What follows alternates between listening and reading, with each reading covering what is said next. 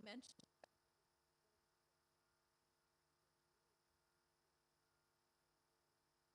project talk that is a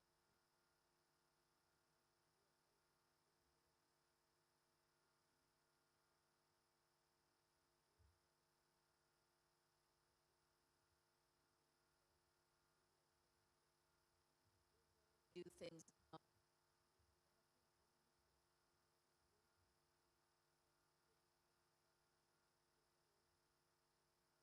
of the things that you were curious about was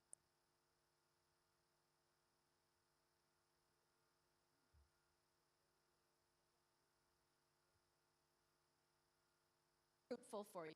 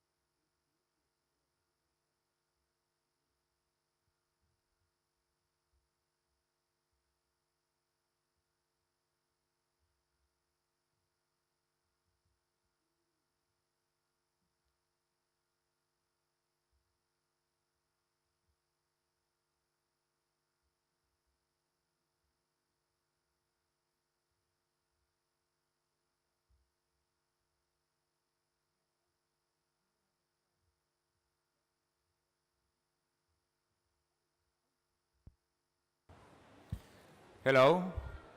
Yes, please. Good afternoon. For those of you who are here, please take a seat. For those of you who are fragmentedly scattered around the room, please huddle together. It's nice and cozy. We're going to talk about water. And one thing that is a certainty when we are acting on water, you can't do this alone. So if you don't have somebody sitting next to you, it's going to be a scary debate, for sure. So find a room and a place where you at least have one friend and sitting next to you, because this debate is going to be on water for climate mitigation and adaptation action, and you can't do this alone.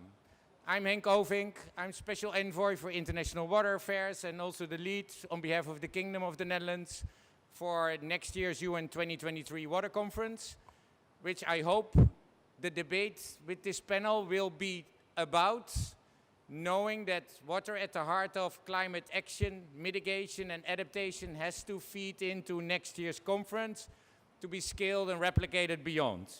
It is important that we start to understand the importance of water for both mitigation and adaptation and up our game massively.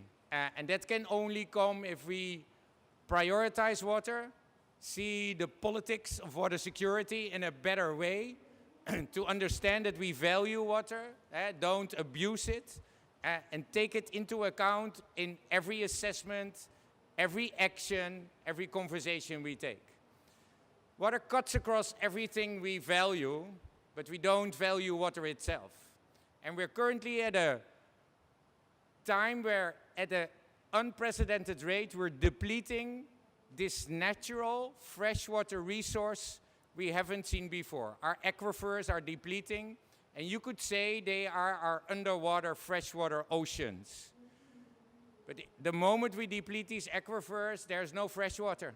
It ends up in the ocean. And salinity is not the best driver for a sustainable, equitable, and resilient future. First, after this, comes water as a basic human right. We haven't talked about WASH a lot here, but WASH in the context of climate, critical importance. For those of you who don't know what WASH is, WASH stands for Water, Sanitation and Hygiene. It also stands for Wash Your Hands. The first thing you've been hearing in the pandemic from your presidents, your prime ministers, your kings, queens, princesses, your CEOs, your mothers, fathers, friends, brothers and neighbors. But for 2 billion people around the world, safe drinking water is not available. Close to 3 billion hygiene facilities and close to 4 billion lack access to safe sanitation facilities. Think about billions, not millions, when that gap, that basic human right, that need is not addressed in the context of fragility that is only increased through climate change. So if we want to get to action on climate mitigation and adaptation that cuts energy, food security, and security at large in our economies, our cities, and our industries, we have to get the basic rights, and the impacts of climate change on those basics are unprecedented. So the gap is only increasing and not decreasing. That's my introduction. I hope with this panel, with this amazing, that was interesting. I hope with this amazing panel that we have, we will indeed be able to touch upon climate change, adaptation and mitigation through water resiliency, as the title of this panel is. I'm pretty sure. And I have the pleasure and honor to introduce the panel first before I go to the keynote speaker of today. We don't have Minister Hani Selam from Egypt. He was excused, he just gave me a call. But we do have Ms. Mabel Zuniga, climate change analyst at the Climate Change Directorate of the Ministry of Environment of Panama. We have Ms. Anna Wellenstein, Regional Director for Latin America and the Caribbean, the Sustainable Development Practice Group of the World Bank. We have Ahmed Mohamed Hassan, Director of Hydrometeorological Department at the Ministry of Energy and Water Resources of the Federal Government of Somalia. We have Mr. Kalist Tindimugwa, Water Resource Commissioner at the Ministry of Water and Environment of Uganda.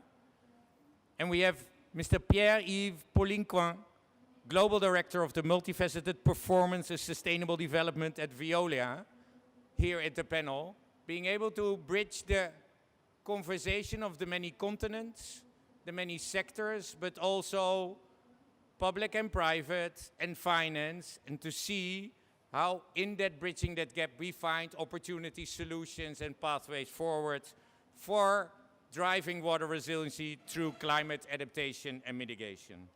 But before we go to the panel, I have the pleasure and honor to ask Her Excellency, Ms. Olga Agalyarova from the United Nations. She's Under-Secretary General and Executive Secretary of the United Nations Economic Commission for Europe. Olga, the floor is yours.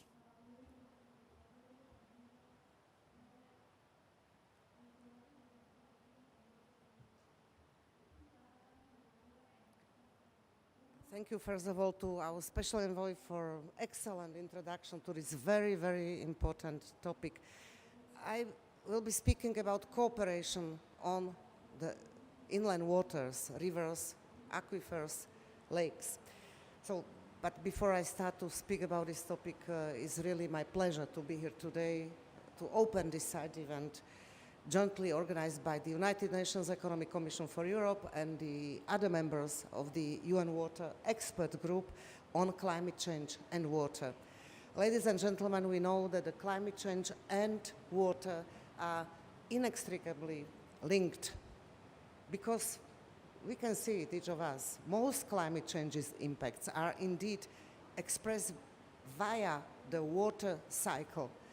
These include long-term shifts in the amount and frequency of precipitation, as well as greater variability which lead to increased floods, droughts, challenges to food and energy production, difficulties in maintaining ecosystem sustainability, infrastructure development, and water-dependent manufacturing.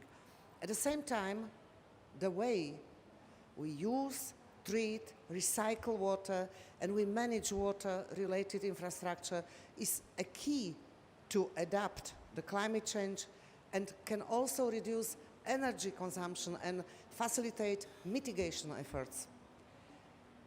Against this background, it's just logical and very welcome that the majority of countries have included water as a central element in their nationally determined contributions and adaptation strategies.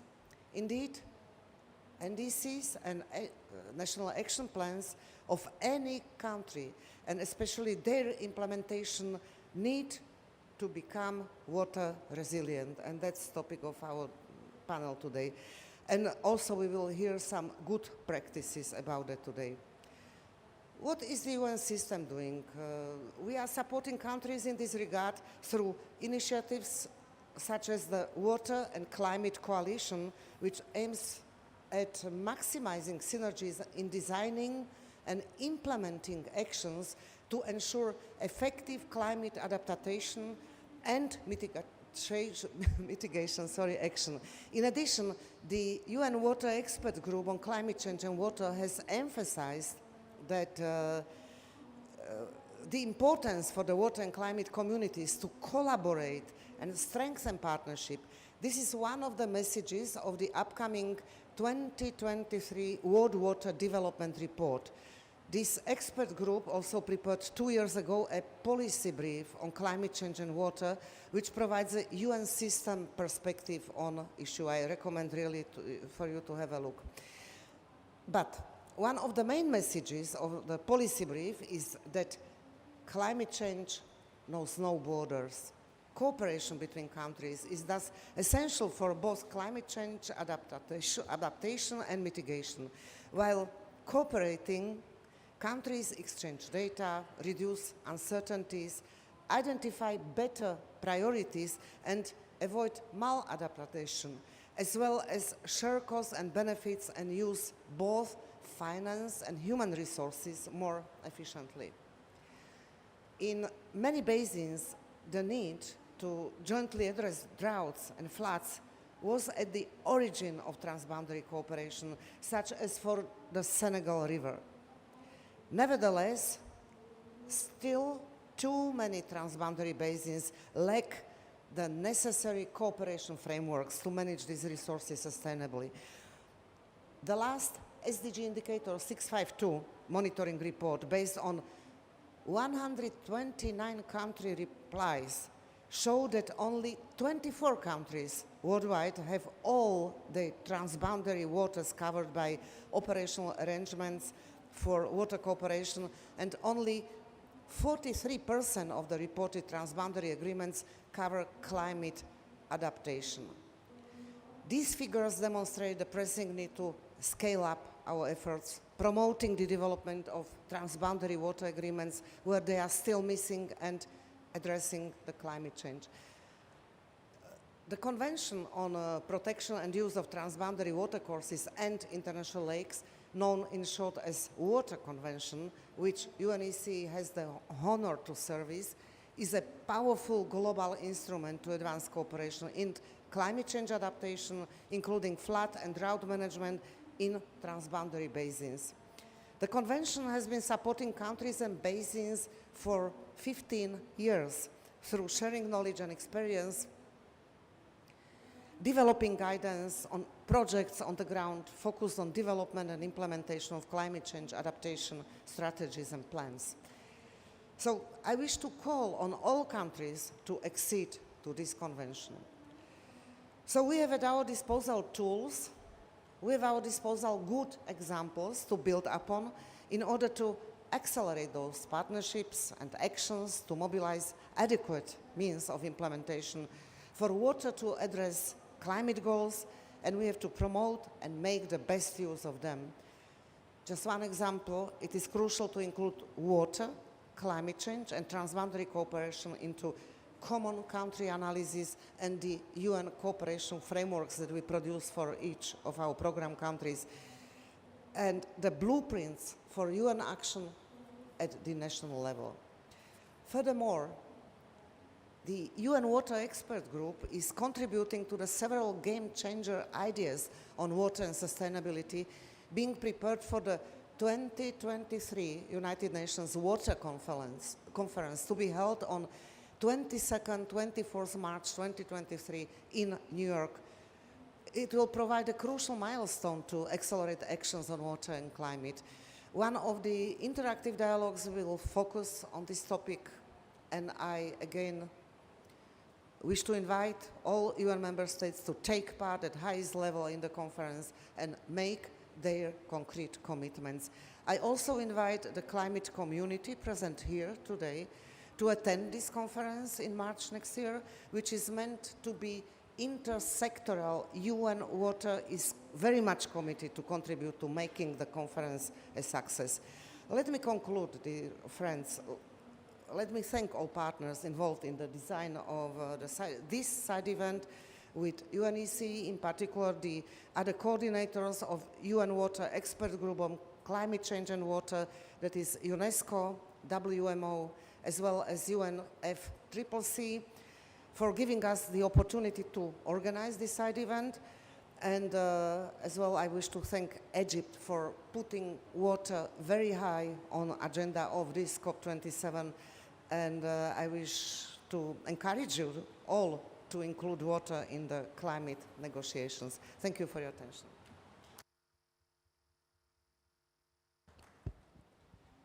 Thank you so much. And thanks, Olga, for your leadership on this issue, and also emphasizing, oh, you can stay with us, for sure. Emphasizing the importance of water at the heart of climate action. I had the pleasure and honor to join Water Security Roundtable on Tuesday with presidents and prime ministers, talking about the issues of water security at the heart of climate action. To my question, how that high-level roundtable would actually land in the negotiation, it got totally silent. The negotiations on the outcomes of the COP, of course, are a separate process compared to how we try to influence the debate. So We cannot wait any longer as a world to put water at the heart, not only of climate action, but also at the heart of the negotiations for an outcome that is not watered down, but water secured. Water plays a critical role for mitigation, our freshwater bodies. The better the quality, the better the sink. Wetlands, oceans, but also our freshwater. And for thinking about wastewater treatment plants, if you add them all up, they have a larger carbon footprint than the whole shipping industry. And then half of the world doesn't even connect it to a toilet. So suppose we replicate the stupidity of that infrastructure of the past, we'll face a complete disaster. But wastewater treatment plants are energy providers, healthy environment providers. They secure the reduce of water, the loss of water, and the reuse of that same water. And with that, they also provide a healthy business case for public and private finance. So water plays a critical role in a totally unforgotten part of the climate agenda, and we know that for resiliency and adaptation, of course, water is your best bet for an equitable, resilient, and sustainable future for all. Thank you, Olga, for reminding us of the importance of putting water at the heart of the climate debate. I'd like to go to Ms. Mabel Zuniga, the climate change analyst at the Climate Change Directorate of the Ministry of the Environment of Panama, to hear from her. We know the updated NDC of Panama is the result of a strong participatory process, including adaptation priorities to design climate-resilient communities and ecosystems. And we commend Panama on this. But how did you do this? How do you integrate water in this framework? And of course, we know how important it is, but perhaps you can allude a bit on that importance. And further, what would the UN system actually bring you? Mabel, the floor is yours. Thank you very much, Hank, and good afternoon to everyone. Panama is pleased to be joining this amazing panel on water and to be sharing with you how we made this integration of water resources in our updated NDC that we presented in 2020 and that we are currently working on updating again from the Glasgow mandate last year to increase our level of ambition. Here I just have a brief presentation of some key elements that we wanted to highlight on the exact question that he just made about how we did it and why it was important for us to make this possible. The next, please. So first of all, to put a little bit of context, Panama has abundant water resources. We are really a privileged country regarding water. We are not in the need of having to look for water in other countries. But this doesn't mean that water is not highly vulnerable to climate change. For our country, water is also one of the main engines of the economy and the human development, also with energy and agriculture, and of course because of the Panama Canal. But the last few years, we have seen the impacts of climate change in water resources, and it's increasing every single year. So for us, it was important to start working on having these water resources framed in our climate change commitments to understand how we can tackle it better. The next, please. In this sense, the way we try to frame the water in our climate commitments in the NDCs was through the integrated water resources and the watershed management approach. What does this mean? Like I mentioned before, Panama has a lot of water resources, and therefore, the integrated watershed management is not something new for us. But what was new for us was to include in this management of the watersheds components like vulnerability index, socioeconomic impacts, climate change scenarios, things that will let us understand how the water resources of our watersheds and river basins were going to be affected by climate change. In this sense, what we did was in our climate change commitment, we integrated these few things that I've just mentioned in the planning process of the watersheds. Something that we have also been working on is understanding the nexus between water, food, and energy. We have a really successful program with the resources of the Adaptation Fund that was through watershed management in two of the main river basins in Panama. And finally, this whole planning process is focused on understanding our watershed vulnerabilities and how we can better manage water. The next, please. So two main things we wanted to highlight. The first that I already mentioned, having these climate change indicators or documents or line base for us to understand how it was changing. And the other thing was to involve nature-based solutions. Why it was important for us? Because like many of you may know, nature-based solutions are not only for adaptation, but also for mitigation. Panama, even though we are considered a carbon negative country, it was reflected in our last GHG inventory, we still are, like I mentioned, highly vulnerable. So we need to understand that mitigation and adaptation have to work together. And nature-based solutions are a perfect way to do that. And then we saw that we had these amazing commitments, what we wanted to do with water, what we wanted to do with the NDCs, but how we're going to make that into the national framework. So we understood that we have to work on strengthen our national regulatory frameworks. In that sense, first we're working with the executive decree on environmental impact studies, which are going to is going to have the obligation of having vulnerability and risk assessments within these projects in the public and private sector, with the prioritization on nature-based solutions. And the other thing we started to work on was the framework law on climate change. This framework law, what it does is that it takes our NDCs to an mandated and obligation level.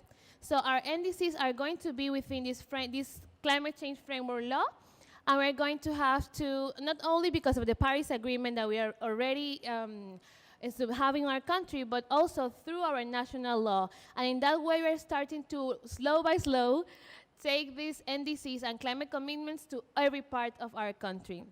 And in this way, we're trying to guarantee the restoration, conservation of our watersheds in a short, mid, and long term. The next, please. Thank you very much.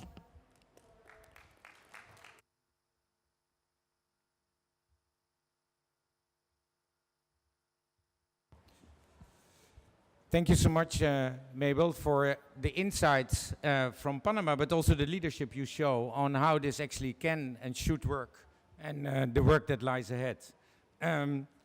Very happy to have with us also His Excellency Dr. Hani Swelam, Minister of Water Resources and Irrigation of Egypt. And he promised to stay, so, but I will still like to go to you as a first, after the insights that coming from Panama, to kick this off in the context of where we are here in Egypt, in Sharm el-Sheikh. Egypt as the host, also the presidency of this COP. You started COP in Cairo with Cairo Water Week, naming Cairo Water Week Water at the Heart of Climate Action, and the Cairo Action Plan, the outcome document, from Cairo to the UN 2023 Water Conference. So you see a sequence of opportunities, how water and climate are related, and how you can bring this as Egypt in the partnership with us and others to the world. Question, of course, is how is Egypt doing in the context of water and climate adaptation and mitigation, which is what this conversation is about, and what can we do as a global community as well as the UN system to help strengthen that effort moving forward? And of course, what did you hope to get out of the COP towards the conference itself? Your Excellency, the floor is yours. Thank you very much, our friend Henk, for this introduction, and also thank you for this very great event, and very happy that you are here, and would like to welcome the audience and the panelists here in Egypt, in Sharm el-Sheikh.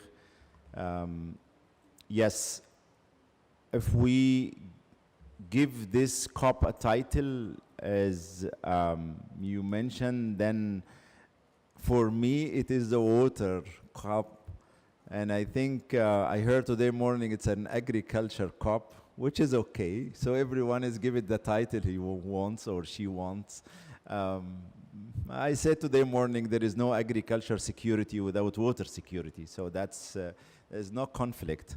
We are going the same direction. And it's difficult to speak about adaptation and mitigation and vulnerability without speaking about water. you can try. And always when you speak about adaptation, water will come as a topic. Either it's a coastal impact or agriculture impact or floods or droughts. Or you will find always water is at the heart of climate action. As you said, Henk, that's why we started. And I think my objective and the objective of my ministry here in the COP is really to position water at the heart of climate action.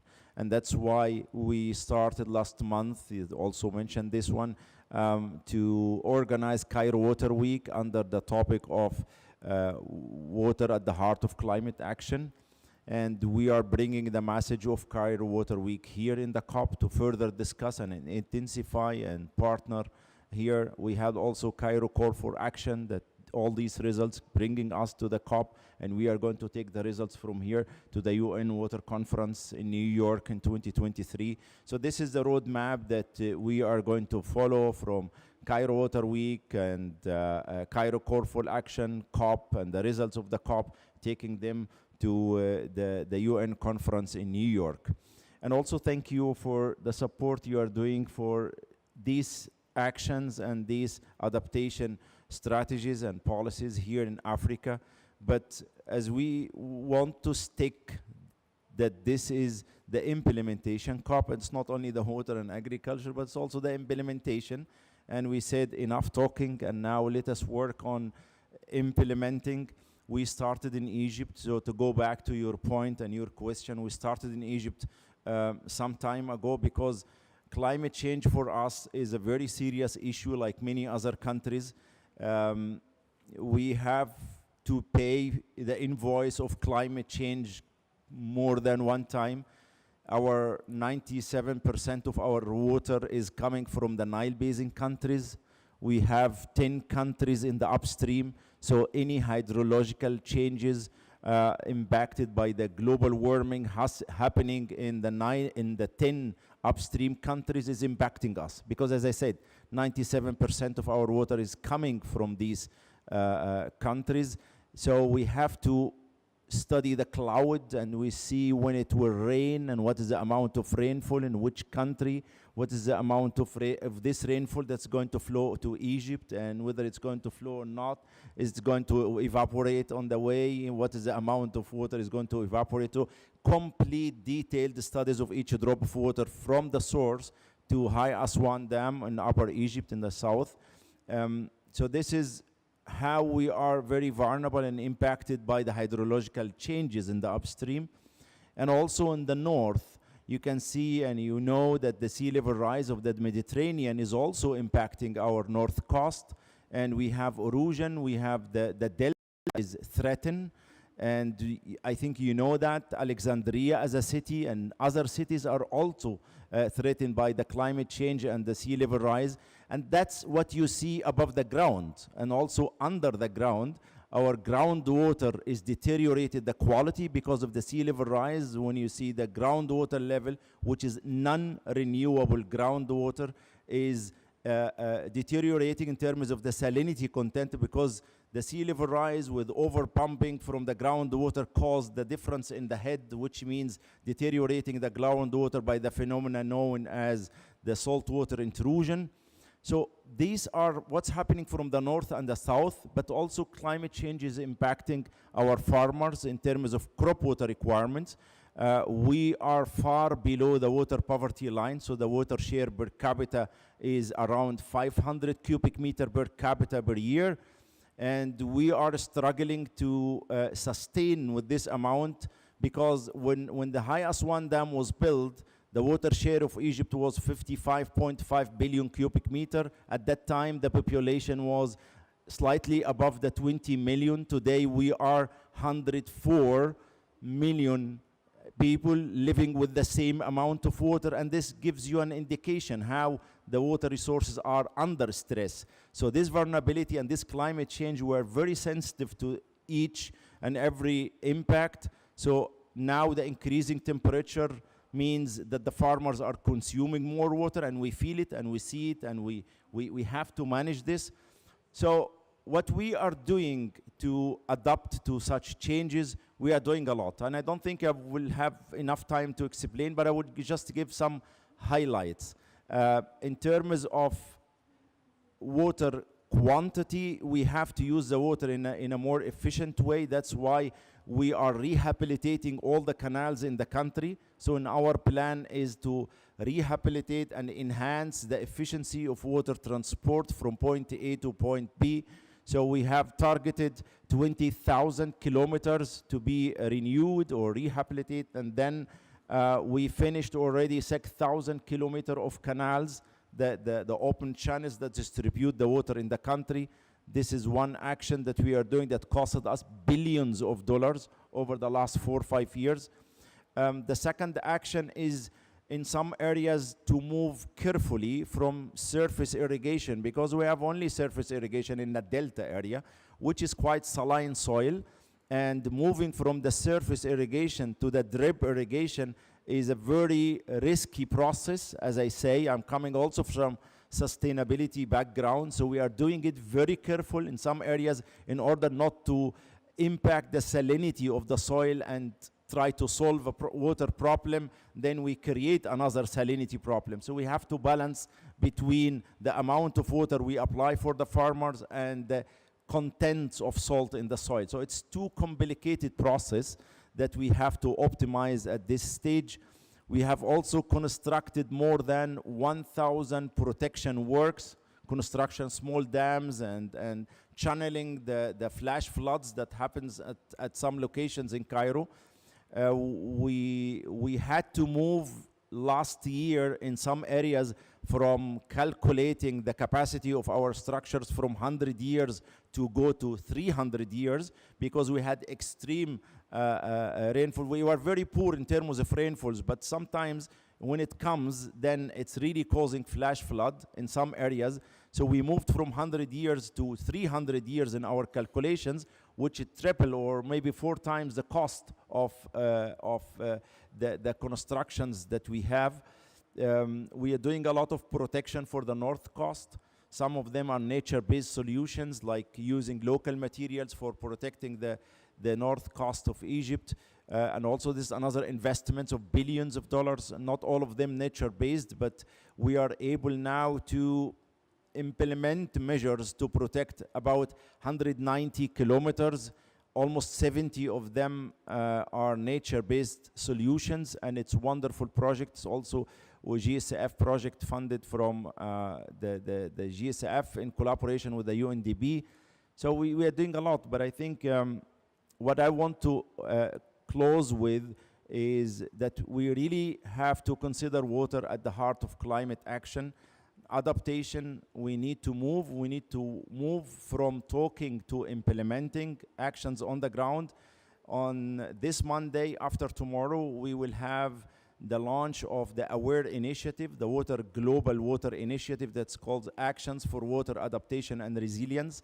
It focuses on Africa and countries that are really suffering from impact of hydrological and climate changes in the water sector. And I kindly invite all of you to attend the launch of this event.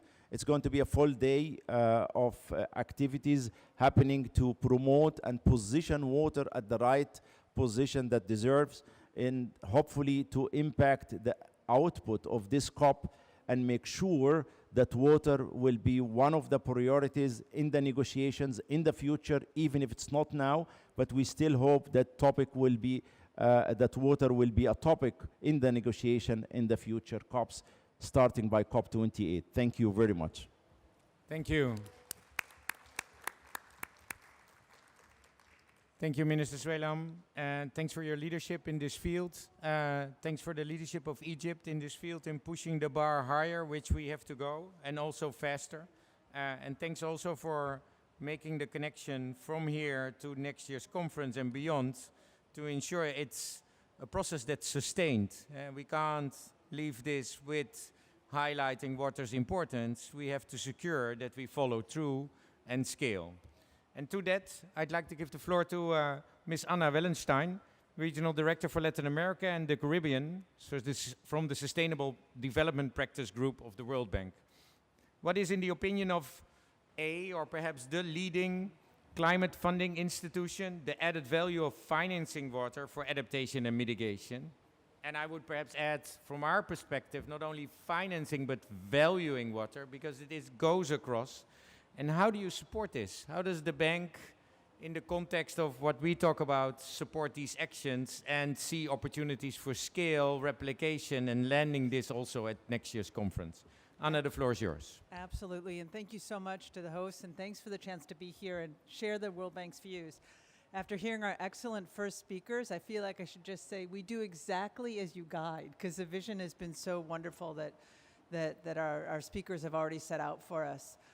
As was said clearly, first, climate change is everyone's business. I work in sustainable development, water and beyond, and we talk about climate change being broad spread across all of what we do, but at the heart of it is really water. And in the region I focus in more now than anywhere else, Latin America and the Caribbean, the issues really are water. So agriculture is very important to us, but at the heart of it, there are issues of access to water, to get enough, and getting rid of water when there's too much. So it really is driving it. And water and how we deal with water has an important role to play. Climate warming is increasing water scarcity and variability, and with big impacts on economic activities, from food to energy production, manufacturing, infrastructure across the board. So it's a big deal for adaptation, clearly.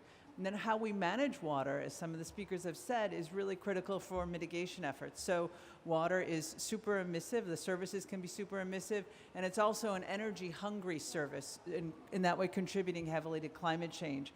So while we see the impacts of climate change through the water cycle, we also see the water services contributing to it in a big way. So investments in water security are essential for both adaptation and mitigation.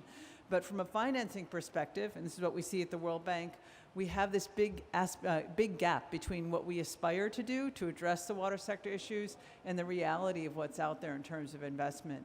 The UN's estimated $2.5 trillion to achieve SDG 6 just in developing countries. And at the World Bank, we remain committed to try and help close that gap through our own funding, through leveraging other funding and getting more efficient about how money is being used in the sector for both SDG 6 as well as on climate change and SDG 13. But making that ambition and making water security investments is not only good for water security, but it's also good for climate change policy. But it's also a really big deal for people and jobs and long-term economic growth. Water can really get in the way of that and the development objectives of the countries themselves that we're here to support. And while there is a lot of cause for alarm, and we hear a lot of raising of alarm bells this weekend and other places, I think there's really an opportunity for us to set a new pathway forward to see how to move forward in the future. And with that in mind, I'd like to just flag three things that I've really seen showcased over the last few days and in general when we talk about water and climate change. First, investments in water can make important contributions. So we've talked about this, to adaptation and mitigation. On the mitigation side, reducing greenhouse gas emissions and preventing the heating of the planet, we need to really look at the efficiency of our water services. They are super inefficient, and we need to make sure that investments are done right with the right scope to reduce those emissions. So if we think about reducing demand, first of all, on the water side, you have reducing demand for agriculture and super inefficient agriculture, thinking about doing things like changing the cropping calendar, the crop mix, irrigation methods, and improving efficiency in the water sector, recycling water, reducing losses, which are huge, getting more economic incentives for things like metering and pricing that doesn't exist more frequently enough. On the adaptation side, and this is a huge issue for Latin America, thinking about water storage to make up for the lost storage that we have in glaciers as they melt and really help to manage the more variability we're going to see in the hydrological cycles. So that's number one, the investments in the sector and what they can do in getting more efficient. Number two, thinking of the examples that are out there that are strong already and that we can replicate more. Several of my colleagues already mentioned nature-based solutions, which are a great example, and they can help us really align the social, economic, and environment case for water together with a financial case. So those are the kinds of tools we have that we need to do more and more to begin to replicate and take to scale across the developing world in particular. And then third, the role of financial institutions and central banks in doing better, and they are doing better, in understanding how water-related risks translate into very material financial risks and how we can manage them. So we're seeing more and more close cooperation with clients in water-intensive sectors who are exposed to water-related risk to understand better and measure how these risks are emerging and the implications for the financial sector and tools to manage these. So I have more and more central banks in Latin America and the Caribbean that are coming and asking, can I understand my climate risk? Can I understand my water risks and what they mean? So we've recently done some climate change studies in Honduras, and we're looking, and there's a huge amount of exposure of portfolios of banks to certain water scarce areas. So those are the kinds of things that we're seeing built in to better understand and price what the risks are around water and the implications, financial and economic implications they have. We have huge opportunities in the water sector to build on and mainstream innovative financing mechanisms, instruments like structured blended finance, impact bonds, carbon finance, blue bonds and green bonds and climate funds. How do we really access these to raise our game in the water sector? In terms of understanding what's going on, the World Bank has a new core diagnostic that we're doing called the Country Climate and Development Reports, the CCDRs. And I'll try not to use the acronym again because I'm sure we're all full of acronyms. But it's really a key study we're trying to roll out in every country over the next few years to merge the vision around climate change and the vision around development at the country level and provide really sound analytics that can help governments and other stakeholders make the right policy choices and prioritize investments for really high impact, including in the water sector. So the real hope is to end this discussion around climate change or development and show the way forward that brings both for the countries in the developing world. So to support the analysis in these country climate and development reports, we've developed a standardized framework for the water sector called Climate Economic Analysis of Resilience in Water, CLEAR. So I'm just saying the water analysis for the country climate reports we do. And it's being applied in these studies across many countries, and it helps answer questions like, why does water matter for given countries' economic and social development? What kinds and levels of climate and water-related risks do countries face? And how adaptable are countries to their climate risks? So we did some of this analysis, for example, in Argentina, and we found that the country is exposed to a range of climate change impacts affecting water cycles, and by extension, people, their economy, and their macroeconomy. And here we're seeing that water storage, irrigation, and the deepening of waterways as the first priority for water security. 97 billion in priority investments needed for 2030. And these kinds of investments could bring an increase in GDP by 2.7% by 2030. So we're really looking at the investments, their costs, what needs to happen, and what it would mean for the development of the country. These studies can inform government, citizens, and partners on how to understand the agenda and coordinate and prioritize, but also a good basis for looking for concessional funding and leveraging the private sector. So let me stop here real quickly so my other panelists can get a chance to share their great views. We definitely see water as critical for adaptation and mitigation. We have tools, both investments in systems and analytics. How do we roll them out? And building that understanding of the risks related to water will really help us move forward and set out priorities. So let me stop there. Thank you very much. I'm going to apologize for the panel in the audience. I will have to step out for a flight in a few minutes, and I'm going to try and stick with it and hear and learn as much from you as I can. Thank you very much. Thanks so much, Anna. And we hear you clearly. The gap in funding, 2.5 trillion, can not only come from public sector, it is public and private. The business cases are there, but the pipelines are lacking. Scale and replication is just not on the table, and we need that. And taking water risks into account should be the normal thing, the standard. IMF's Article 4, on a country level, should address water risk, but it should be everyone's business as well as for the business. And talking about business, knowing that Pierre-Yves Poliquin, Global Director of the Multifaceted Performance and Sustainability Development at Veolia, also has to catch the flights and has to leave at 4 p.m., I want to give him the floor and make the link between what you heard thus far coming from the countries and the countries you work in the context of the work you do as Veolia in helping drive water security from the ground up, you could almost say, and how can private sector specifically and private sector in general and Veolia specifically support countries in adapting and mitigating climate change impact through investing in water and ensuring water security.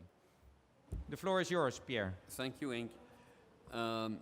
Globally, we all share that the question of the adaptation is a clear necessity and urgency.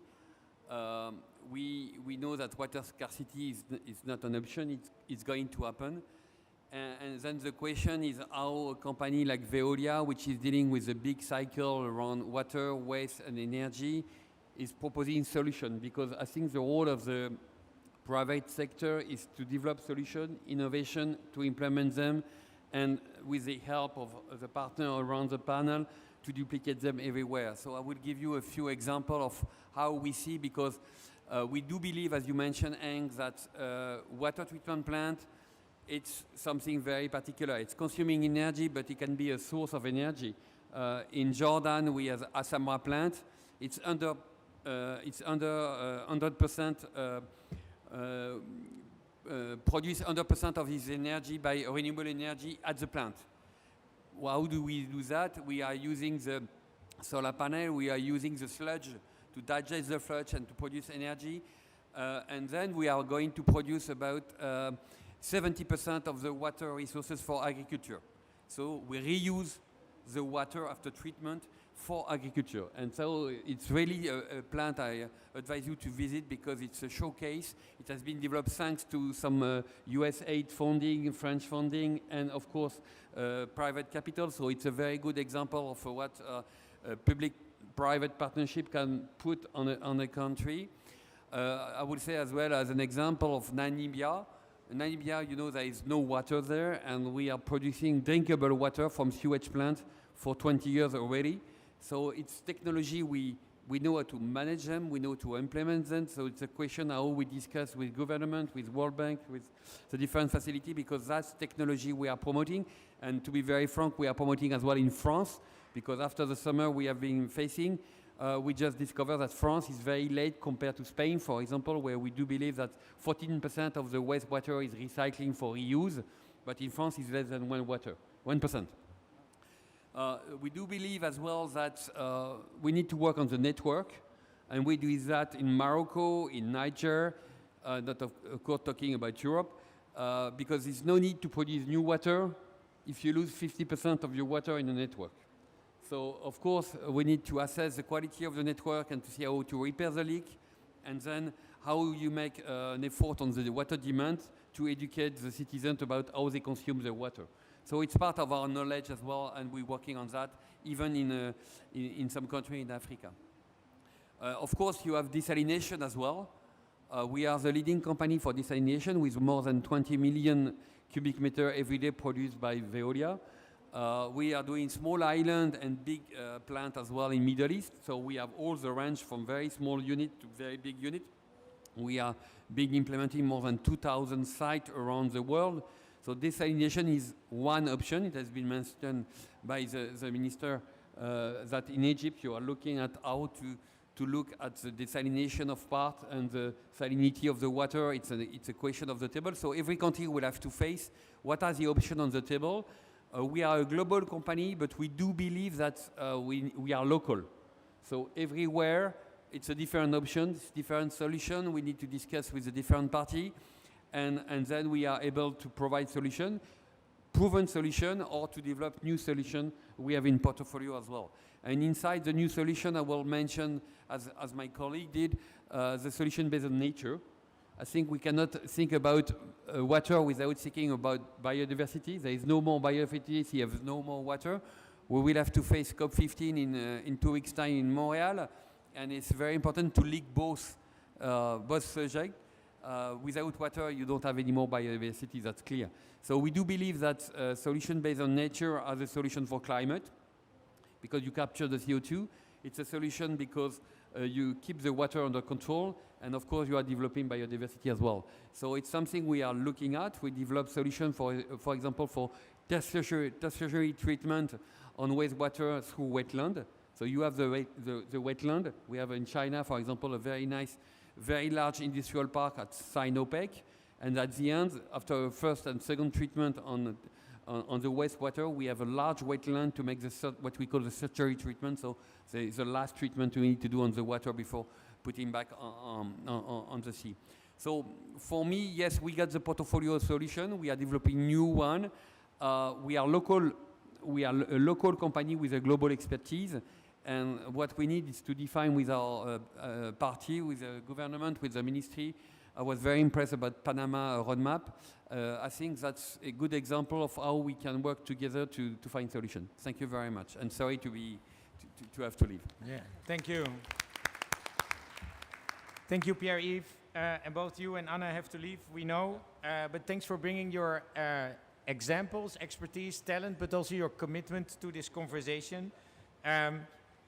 Waste is a resource, not a waste. I heard circular approaches, fixing the pipes, public-private partnerships from the ground up, and addressing everything in the context of security through innovation at scale. Thanks both. Then happy to go to both Somalia first and then Uganda. Mr. Ahmed Mohamed Hassan, Director of Hydrometeorological Department at the Ministry of Energy and Water Resources of the Federal Government of Somalia. Somalia is deeply affected by water scarcity. The integration of water in your climate strategies is critical. How does this reflected in your national determined contribution? How are you dealing with this? And also, how can other partners from multilateral, the UN system, as well as other countries help support you? Please, Ahmed, the floor is yours. Maybe we'll share your mic as a benefit. Yeah. Thank you so much. First of all, good afternoon, good evening. I just want to thank the organizers for this interesting panel discussion, particularly from the government, the host government in Egyptian government. Sorry. Yeah, I want to thank the Egyptian government as a host for the COP27, and also the organizers for this interesting panel discussion in the UNECE, WMO, as well as UN Water and UNESCO. It was really interesting to be part for this interesting panel discussion, and I really supporting, and we all of us need to support the message from the Minister of Water and Irrigation in Egypt regarding to the water should be the heart of the climate mitigation as well as the climate adaptation. I come from Somalia, a country which has been deeply impacted about the climate change, not only for the last decades or last 20, 30 years, but since we were born, since Somalia has been created, we have been facing for this climate change, and it has been affected in all the means on the climate change, whether it's the water scarcity, as well as in terms for the flood. Our total annual average rainfall in Somalia is less than 300 millimeters. And 75% this annual total rainfall is contributing in the main season in Somalia, which is in March, April, May. And the local context we call it a good season.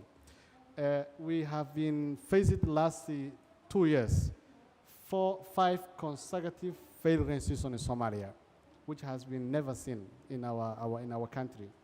And these 5 consecutive failed rain season has been contribute a lot of damage in terms of agricultural productivity of our country, in terms of also the livestock production, which Somalia 60% depend on the livestock.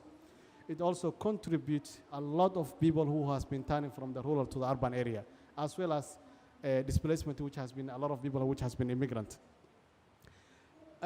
Coming to the next rain season in Somalia, we are also projecting our next rain season is going to fail. That's also the climate projection. So the million question is now is, what is going to be happening? What can we do? That's a question nobody can answer. But we are trying all our best to mitigate the climate, which actually, the climate has had us, which has been impacted our water availability as well as our production. Coming to the NDC, National Determined Contribution in Somalia. National Determined Contribution in Somalia, we have been submitted on July 2021 into the UNFCCC. And the water has been mentioned to the 87 occasion on the NDC document. If you look at the page 16, paragraph 1.7, the NDC has been explicit to provide a section to the water resource, and NDC has been also considering water is among a key priority in the national determined contribution of Somalia. The NDC also has been provided in the estimation cost, particular to the water, which has been estimated to the 500 million US dollar, which has been required in terms for the reconstruction as well as enhancing to the water availability as adaptation to the climate change in Somalia. This estimation, which goes through in terms for the water supply service, water storage, as well as improving the accessibility to the water, and also portable to the water system in Somalia. Although some consideration has been made, but still there is no proper alignment to our existing national water resource strategic plan, as well as the Roma implementation in Somalia, in the NDC that we has been submitted to the UNFCCC. The NDC also, the National Climate Plan at the large also has not been considered into the gender inequalities. That was also a challenge which we also has been seen that the document that we submitted, which has been not been well considered in terms for the gender equality to water sector. Water security and also climate security were also was also the area that was not well captured in the devices for the NDC. And the reason mainly was the limited information data, which was the main hindrance in terms for the integration into the water sector and also the NDC. In the conclusion, regarding to the how Somalia is aligning sector development and NDC, there is a lot of programs which has been initiated to the Ministry of Energy and Water Resources, both in terms for the adaptation as well as the water resiliency, and also in terms for the improving accessibility to the water. Many of them are not well aligned to our existing NDC, but they are properly aligned in terms for the national water strategy as well as the Roma implementation in Somalia. So there is a lot of gap in terms of our water sector development direction that we are going in terms for the sector development in Somalia, and also the existing NDC that we have in our country. In 2020, considering the ongoing water crisis in Somalia, the UN family in Somalia has been blessed that emphasizing the importance on the water investment and water resource to develop the resiliency on water scarcity community against the climate change, which has been declared in terms for the priority areas requiring Somalia water resource investment in terms for the mitigating to the climate resilience hazards. In terms for the climate, I concur to the Minister of Water in Egypt. The climate hazard of Somalia, we have 98% related to the hydrology. Above the more than 80% the climate hazard of Somalia, it's all about on the water resource. So we have been discussing over years in terms for the prioritization on the water investment in Somalia should mainly direct to the water sector. There was a discussion 2 years ago into the World Bank in Somalia. The World Bank has been discussing internally the portfolio of the World Bank should mainly focus into the water sector. That was the discussion that came from the Washington. Because if you look at the challenge in Somalia, it's all about on the water. Whether there is a displacement, whether there is also climate security, whether there is also in terms of the lack of productivity in Somalia, whether there is also lack of profession to service delivery. Everything is actually the heart. Everything is the water sector. So the discussion World Bank was how Somalia World Bank portfolio and also other donors could mainly focus into the water sector. So that discussion, it's an unacceptable, but also its context of Somalia, it's acceptable in terms for the increasing the water portfolio for the Somalia. We have been also thinking about the game changer. The game changer is how we can change the prioritization in the water infrastructure in Somalia. We have done recently on the identifying the potential deep ground aquifer in Somalia. And we have found that one of the potential we have in the availability in Somalia is a deep ground aquifer, which is above 800 meter depth, maximum to 1,200 Somalia, which has fresh storage capacity, which can also mitigate the climate shock in Somalia. So that's what we call now a game changer in Somalia. And now our focus on how we can also enhance and also invest into the deep groundwater aquifer in Somalia that can mitigate into the drought and also the climate disaster that we face in Somalia. Thank you so much. That's what I just want to conclude. And thank you also for taking time.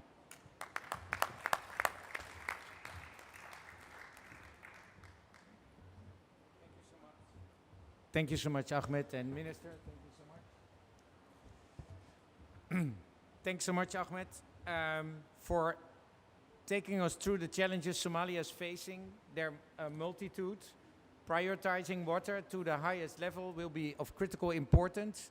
Identifying also opportunities to really change course It's not going to be easy. Your focus on the aquifer, for instance, as you mentioned in the last, is a way, but the challenges, of course, are massive. And it will mean a whole of society, a whole of government, as well as a whole of the world approach to help in the situations Somalia is sitting.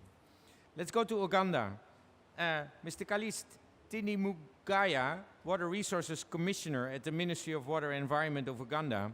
How does it work in Uganda? How is water prioritized in your NDC, in your work in the context of the Paris Agreement, thinking about climate mitigation and adaptation?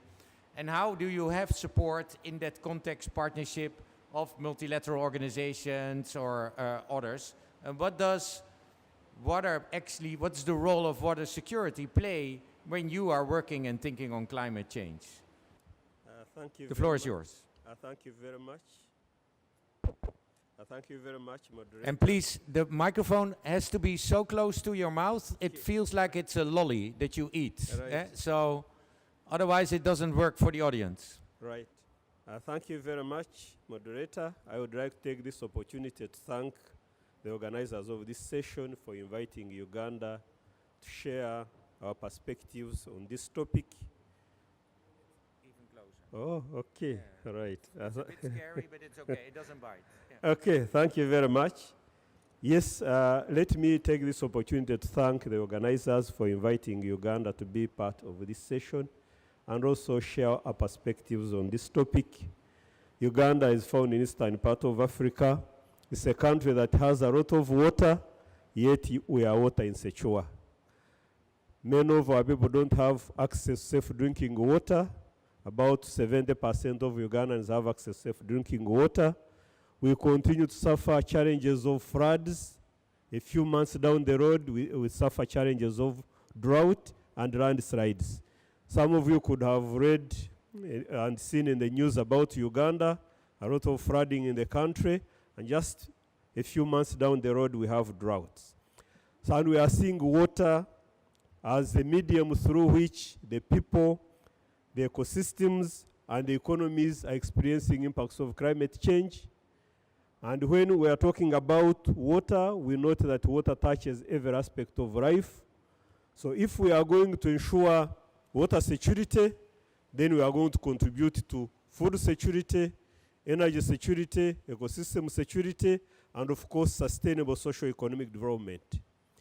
And of course, Uganda's water resources are transboundary. About 98% of Uganda is actually found within the Nile Basin. So whatever we do, we are dealing with a resource that is shared with other countries. For us, transboundary water cooperation is not an option, but a must. So whatever we do in the country, we have to bear in mind the needs of the other countries, but what happens to the other countries. Incidentally, Uganda is both a downstream and an upstream country, and our position is so unique in the sense that we have to try and do what we do not want upstream countries to do to us, but also we do what we do not want other countries to do, especially the downstream countries. So our position is quite unique, and that's why transboundary water cooperation for us is very, very important. Now, with respect to climate change, again, integrating water in the Paris Agreement and the NDCs is not an option, but a must, considering that water is key in whatever we do. And that's why we try to manage and develop water resources following a basin, following a catchment, a watershed, so that you bring all the stakeholders together to work together within the framework of integrated water resources management and try to take advantage of nature-based solutions as a means of addressing climate change. And in Uganda right now, we are preparing catchment management plans, and we are implementing interventions in those plans, as I think the colleague from Panama mentioned, that you need to integrate all of these issues for you to ensure that we have water security. With respect to transboundary water cooperation, Uganda has been a key player in transboundary water cooperation within the Nile Basin. We actually host the Nile Basin Initiative in Uganda. We also actively participate in the Lake Victoria Basin Commission, and we have also been working with UNECE under the Water Convention to try and improve our capacity. We are right now in advanced stages to accede to the water conventions as well as benefiting from international best practice, and also ensure that we firm up our transboundary water policies and frameworks.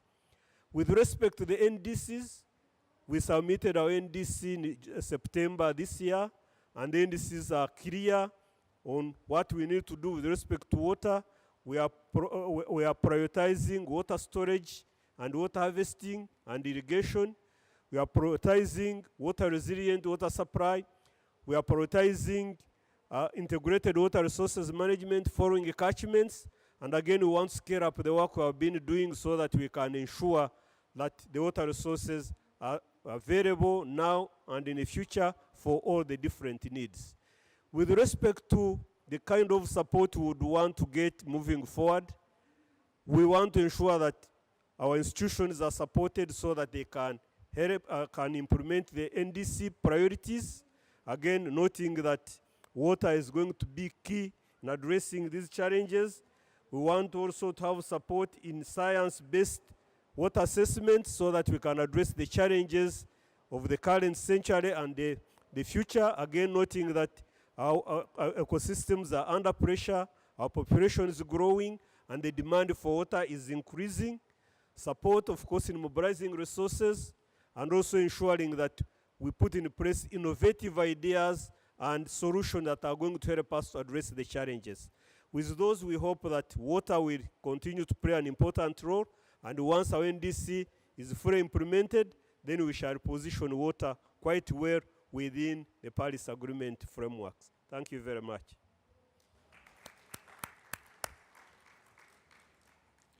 Thank you so much, Calist. Thank you for sharing the challenges that you face in Uganda, a country that has water, but still faces a lot of water stress, where cooperation across borders within the country and especially also beyond is of critical importance.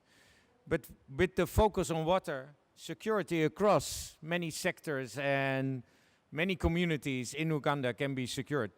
But the gap that you face is massive. So the workload and the responsibility, actually for all panelists representing the countries that you represent, is of critical importance. We're getting close to 4:30, which is the end of this panel. We're getting therefore also close to the closing remarks, but I look at the room to see if there are any questions to the panelists, knowing that we lost the private sector and the money, so we can't ask for that anymore, but we have clear representation from Uganda, from Somalia, from Panama, and from UNECE. So not to say that we don't. So yes, and there is a mic. And please, before you ask the question, tell us who you are. Hello, can you hear me? Okay, great. So my name is Asim Zia. I'm professor from University of Vermont and director of Institute for Environmental Diplomacy and Security. Lately, my work has been focused on water security in transboundary river basins, and we published numerous papers about the impact of climate change on water quality. And during the panel, I noticed that there was not much discussion about water quality issues induced by climate change. For example, upstream countries are doing more and more mining. There is deforestation happening. There is phosphorus and nitrogen coming from agricultural fields and urban waste. And that leads to the water quality deterioration in the downstream countries. And we feel that that is one of the major threats that is posed by climate change. But still, a lot of the transboundary agreements or treaties, for example, we've been working in Indus Basin or Amazon, and there is no mention of the water quality related cooperation that is urgently needed. And I was wondering, like, would that be on the agenda for the UN Water Conference in 23? Are there any financial mechanisms that can provide more research and active agenda for addressing this problem, because it affects both climate change mitigation as well as adaptation? Thank you. Thank you so much. Indeed, a critically important question in the context of climate change, which is only increasing, that water quality loss and the impacts of our environment. Your question, if this is addressed, both water quality in the context of climate as well as the transboundary connection to that at the conference, definitely. with the branches into finance, research, and setting an agenda. But I look at the panelists. Who would like to allude on this question of water quality in the context of climate, putting it in the position of transboundary issues? Who dares? Yes, please, Mr. Kalist. Thank you very much again. When we are dealing with the transboundary issues, we actually look at the issues of quantity and quality. So we don't only look at quantity, we look at quality and quantity. And within, for example, the Nile Basin Initiative, we have set up transboundary water quality monitoring stations. We are bringing all the countries together to look at issues of quality as part of also the water resources management. Within the Lake Victoria Basin, we actually have programs which bring countries together to deal with water quality. With respect, of course, to climate change, I think, and water quality, maybe this is where we need to delve a bit more to see how climate change is impacting water quality, and I think it can fit within what we're already doing. Thank you. Thanks very much. Very good. So, a good example, not to say that it therefore resolves, there's no salvation to your, a salvation answer to your question. And yes, it will be tabled at next year's conference. Another question here up front and in the back. I go first to the back. I take the gender very seriously here. Please, microphone. And please tell us who you are. Thank you. I'm Victoria de Bourbon Parma, representing the World Benchmarking Alliance, and found this really a very enlightening session because really water runs through all of the activities that we all do here. Personally, I'm working in food and agriculture, and I was very encouraged to hear the words of the World Bank, and maybe addressing my question to the representative of Panama. You mentioned the nexus between climate, food, and water. And maybe you can share a few practical examples of it seems so complex to combine all of these major agendas. We need to bring them together, but it seems so complex how we bridge those gaps. In food systems already, you need to have the agricultural minister, the minister of health, minister of education, minister of economic affairs, and then climate and water comes on top of that. So thank you. Thanks so much. Great question. Mabel, please take the floor. Thank you very much. And actually, that was one of the biggest challenges while developing our NDCs, because we didn't want it to be just a Ministry of Environment initiative. We wanted it to be a national commitment. So we started working with the agricultural ministry, and we started to trying to understand how we can better work with these three main pillars: agriculture, water, and energy. In that sense, with the program we had with the Adaptation Fund, we were able to do a lot of research and a lot of planning within these two major river basins in Panama. We work with a lot of agricultural and productive people. And also, we are having a Reduce Your Water Footprint program. And we are trying to use the water footprint as an indicator in agriculture to understand how much water agriculture is using in main products in Panama. So right now, we're still working on understanding how to next all of these things, but the main thing is to work together with these ministries. We also work with the National Energy Secretariat in Panama to understand, because Panama's mainly source of power comes from hydropower, and hydropower also is really vulnerable to climate change. So we are in that sense, in all of our climate change policy and planning, we are involving in our national adaptation plans a plan related to water and energy, trying to tackle these vulnerabilities. So right now, that's the way we're trying to focus things, also working within our ministries, trying to better understand this nexus, but also bringing climate change in every single initiative we're trying to make in Panama. Thank you very much. Thanks for the question, but this is also very clear and how important it is. Last and third question is here up front. Please tell us who you are. Thank you, Henk. I'm Stefan Ullenburg. I'm working for WMO, where I'm the director of water, hydrology, water, and crisis here.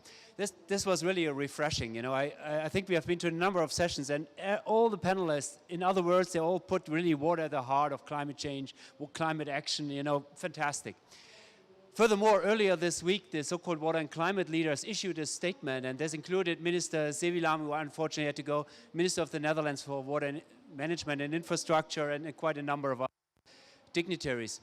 And they basically advocate for a change of the narrative around water. From water as a problem with floods and droughts and all the negativism, which we don't really get much traction, but I think these climate leaders really made a point by turning it around, and water is part of the solution. And I think, like I said, it's really strengthening resilience. I think the examples from the different that water positive part of climate change.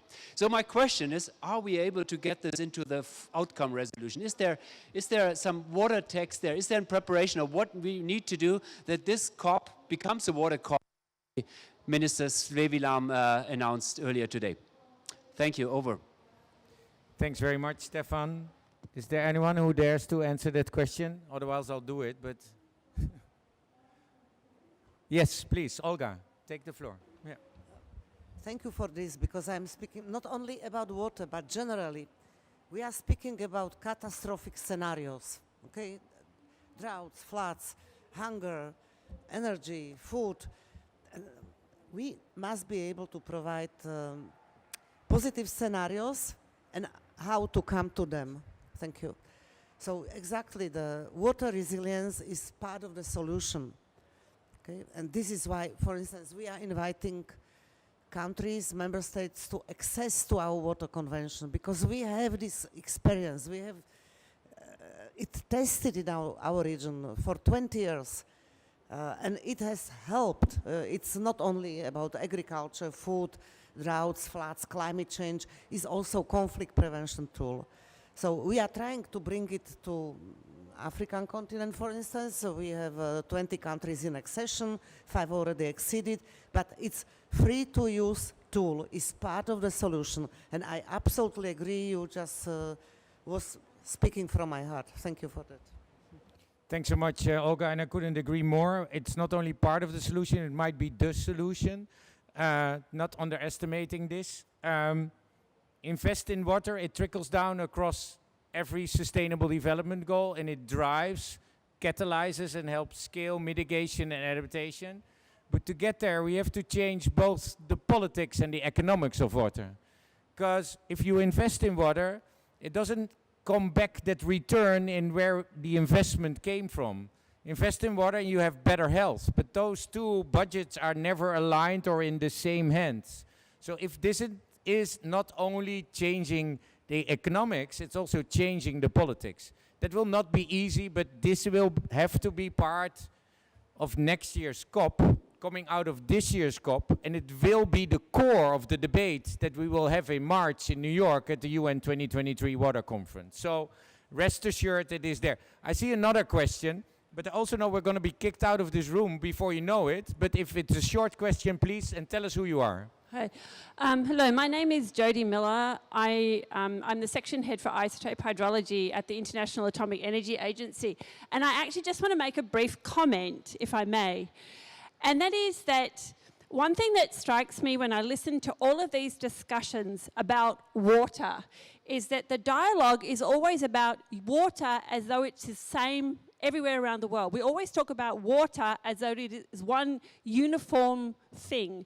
And actually, if you have water in South Africa, you have water in Canada, you have water in Australia, or you have water in Congo, the water there is very different. It has a different chemistry, it has a different composition, it tastes different. People like one type of water over another. And that the idea that water can be part of the solution, I think we need to start thinking about water as not a uniform thing. There's a lot of different diversity, if you want, in water, and some of the solutions to the problems that we have might come from looking at water as a non-uniform resource. I just thought I would add that as a comment. Thank you very much, and it also helps understand water very from the heart of where it is, locally, in a community, from a cultural perspective. This is exactly what valuing water is about, not only looking at the economics or the environmental and climate-related issues, but really looking at the social aspects, the religious and spiritual ones. So I think Yes, there is a narrative there. There's also a value there. At the same time, the scarcity of water that is compounding our communities and the most vulnerable first need to be addressed too. So it's in this mix of a generic way of changing the economics of and the politics of water in a very specific way, what water is for every citizen, every community, every economy and environment across the world. Thanks for adding this perspective. Last, but definitely not least, I'd like to hand over the floor to Mr. Johannes Koolman, currently the team leader for sustainable development at the office of the president of the 77th session of the UN General Assembly and also vice chair of UN Water. Johannes, while water is at the heart of climate action, you are at the heart of the UN. Coming from WMO, you know everything about water in the UN system and the next year's conference. I hope you can make us make the bridge and bridge the gap towards the conference. Johannes, the floor is yours. Yeah. Thanks, Henk. Hello, everyone. I have this problem that I always have to bow in front of the public if I speak into a microphone, but I'm happy to bow in front of you. So I want to have this here relatively short, yeah. I can maybe just, I risk ripping this thing out. It's fine. So a couple of thoughts or reflections on the panel first. I think we have heard some key ingredients that we really need to bring forward into the future, and those are nature-based solutions, transboundary cooperation. We have heard also regulatory framework, that's an important thing. Yeah, that might be better. That suits me better. I can walk around. So there are some very good key ingredients that were discussed today. And if we are able to really put them in national determined contributions and national adaptation plans, then they are an integral part of what nations and countries do. So that's an important step. I also want to mention 2 or 3 fields where I think we need to be much stronger and much louder.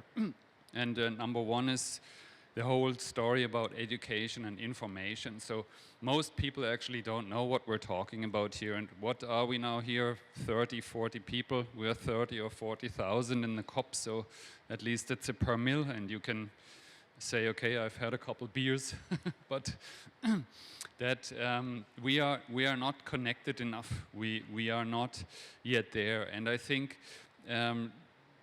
we can reach that if we make sure that people who are now here from the member countries talk to their negotiators and say, hey, in the adaptation committee, are we discussing substance finally, or are we still in the process and procedures in these negotiations? So we need to shift our focus from discussing procedures to discussing substance in the COP, and this substance is essentially what water brings.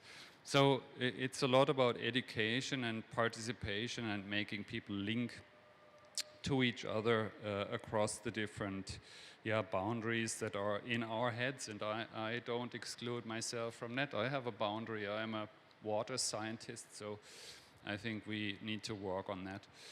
I want to also address briefly the fact that we will have in 2023 the conference Henk and others have talked about, and for UN Water I think it's immensely important that we have these action plans that come from that conference. It's the follow-up process, or what we will discuss in New York next year, is the water action agenda. It's not the water framework or the water paper or the water law or something. It's the action agenda. So we need action plans for this action agenda. And these action plans need to come from a joint development that different partners need to engage in now.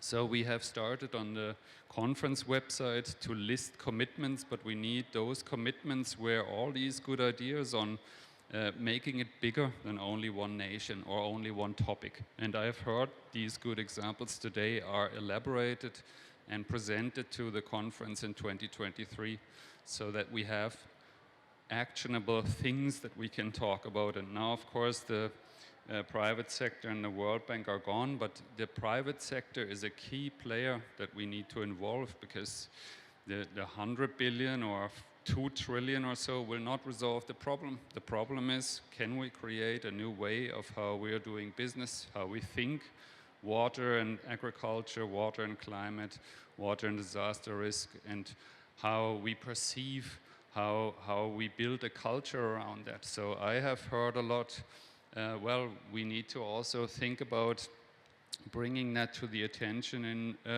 universities and schools and link that to all those people who are normally not thinking about water. So those are also some aspects that I think will make us more water resilient. We cannot resolve that with 3 people. We need a good part of our societies knowing about this topic, otherwise this will not work. And this is especially for participation of non-technical communities. But that is really 99.9% of the world population. So I think we need to think about, in our water action agenda, how we create participation and how we motivate people to be part of that. So it's a 2-track thing. On the one hand side, we need the UN process, the COP, the UN General Assembly, and on the other hand, we need to engage with people in the private sector. I can't close, I think, without mentioning the issue of information. So information needs to be based on some sort of a data or model that you need to do a forecast or to produce a service that you can then use to create, for example, more water smart agriculture. And we really need an agreement.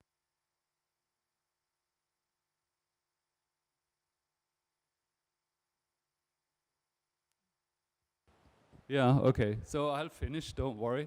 So we need an agreement to work together on this topic. It can be very positive. I have seen that in New York. We have had a discussion there 2 weeks ago where 1,200 stakeholders have produced proposals for the water action agenda, and where on the next day all the member states in the UN discussed in a positive manner about water. So it is the first positive discussion in New York in 2 years, because all the other discussions are negative around the distrust in member states. So water security is a topic that we need to define technically, but if we want to go to the political level with that, we need to make the proposal for the benefit. Otherwise, we are not understood by politicians. So I want to close with that here. Thank you. The UN Water is really looking forward to work with you on these proposals for the UN 2023 Water Conference. And with that, I think, yeah, Hank, do you want to close this session? Thank you very much, Johannes.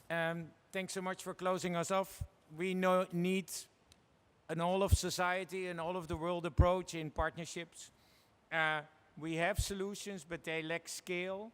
We have to cut across silos, focusing on the cultural aspect as much as on the political and the financial. It starts with the small. I got a LinkedIn, I get many LinkedIn questions from across the world from a teacher in Canada, and she teaches 9-year-olds. And she said, Mr. Oving, we want to talk about water. We have questions. And it's like many LinkedIn messages like this. So I replied, I said, when do you want to do this? So next week. I said, oh, that's good, because next week I'm at the COP.